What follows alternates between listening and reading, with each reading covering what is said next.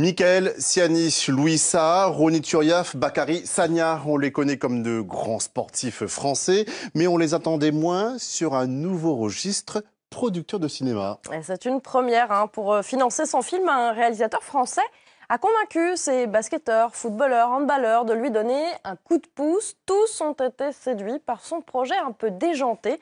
Alors ce film, c'est Nola Circus, ça se passe aux États-Unis. C'est vraiment cet humour, l'humour qu'on ne reconnaît pas, qu'on voit moins souvent dans le cinéma français. Donc ça m'a plu de pouvoir soutenir, on va dire, ce type de réalisation. Qu'est-ce que vous attendez pour me retrouver cette face d'aubergine? Ce qui est bien, c'est que Luc a été très ouvert par rapport à nos remarques, nos critiques. On a pu intervenir sur quasiment tout, en fait, tout le long du montage. Autre originalité du projet Nola Circus, le volet caritatif. 5% des recettes seront reversées à différentes associations comme Art to Art du basketteur martiniquais Ronny Turiaf. C'est quelque chose qui me tenait à cœur. Quand on essaie de faire bouger les choses un petit peu partout, en Martinique, aux États-Unis, ça rend tout ce qu'on a fait auparavant, ça le rend fort. Après 5 ans de travail, enfin l'avant-première à Paris. La presse et le public ont répondu présent. On retrouve avec plaisir l'acteur Lucien Jean-Baptiste qui prête sa voix à Will, le héros. C'est génial. Si on pouvait faire ça, on aurait tellement de plus de films antillais avec tous ces champions qu'on a de football, de basket, d'athlètes. Si voilà, on pouvait réunir des fonds, eh bien moi je garantis qu'il y aurait un film antillais par an qui sortirait. Un peu de comédie à l'italienne, un soupçon de Spike Lee et de Tarantino.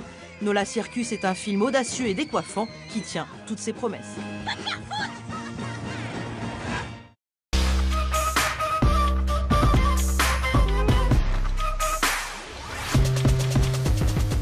Ben voilà, c'est un film déjanté, qui a de l'humour, qui a du punch, qui a de la vitesse. Il y a un vrai tempo. Pas le temps de se poser 50 000 questions. Il y a cette énergie qui découle du réalisateur. Il y a aussi ce courage qu'il faut soutenir. Et c'est l'opportunité aussi de vraiment, peut-être, qui voit moins le film black ou le cliché black au cinéma français, de venir le soutenir. Ce qui m'a plu dans le projet, c'est vraiment tout d'abord une histoire d'amitié avec pratiquement plein de mes meilleurs amis et une histoire qui collait à ma personnalité. Quand j'ai eu l'occasion de pouvoir rentrer dans un projet comme celui-ci, qui était un petit peu farfelu, qui était intéressant, rigolo avec mes meilleurs amis, pour moi, il n'y avait aucune ambiguïté à rentrer dans le projet à fond. Tous les producteurs sportifs, on est tous un peu cinéphiles, je pense, de nature, mais voilà, c'était vachement sympa d'avoir un script qui était un peu à la Tarantino, on va dire. Donc ça m'a tout de suite plu. Ce qui m'a plu dans ce film-là, c'est le style qui nous correspond bien quasiment à tous les producteurs athlètes. Voilà, c'est ce style afro-américain, un peu déjanté, un peu cool, un peu relax aussi. Donc et c'est ça qui nous a plu, je pense. On s'est pu se rapprocher par rapport à ça, parce que bon, c'est vrai qu'entre nous, on se parle un peu comme ça. Nous aussi, on va au barbershop, nous aussi, on vit des trucs comme ça. Bon, on va pas trop dans l'extrême comme ils font des fois dans le film non plus. Mais c'est une comédie comme ça qui nous a pas mal plu, ouais. You could be the victim of an unresolved Oedipal complex.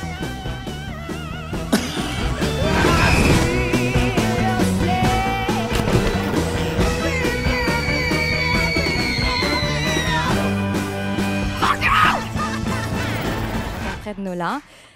Donc mon prénom est le même nom c'est le titre du film, Nola Circus, mais Nola ça veut aussi dire New Orleans, Louisiana, et c'est là où s'est tourné le film et c'est là où se passe le film. Pour simplifier, c'est l'histoire en fait, moi je dirais d'une jeune fille blanche qui est dans un quartier afro-américain en Louisiane, à Algiers Point, et dont le frère est ultra jaloux.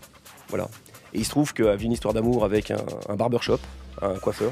Et elle est tellement belle, elle est désirée par tellement de monde autour d'elle que ça finit par créer des dissensions et puis troubler le calme légendaire de ce petit coin de la Nouvelle-Orléans. Can you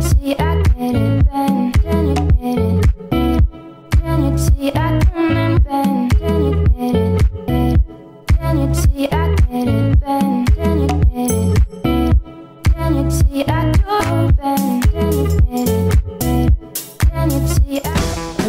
très fort, c'est qu'il réussit à faire un film choral, ce qui est très dur parce que j'estime qu'il n'y a pas forcément de rôle principal, de rôle secondaire. Il a compris l'importance des rôles secondaires aussi au cinéma et il arrive à faire ce film choral qui est extrêmement difficile. Enfin, je veux dire, après Love Actually, j'en ai pas vu beaucoup des super bons films chorales et tout en traitant de thèmes un peu sérieux.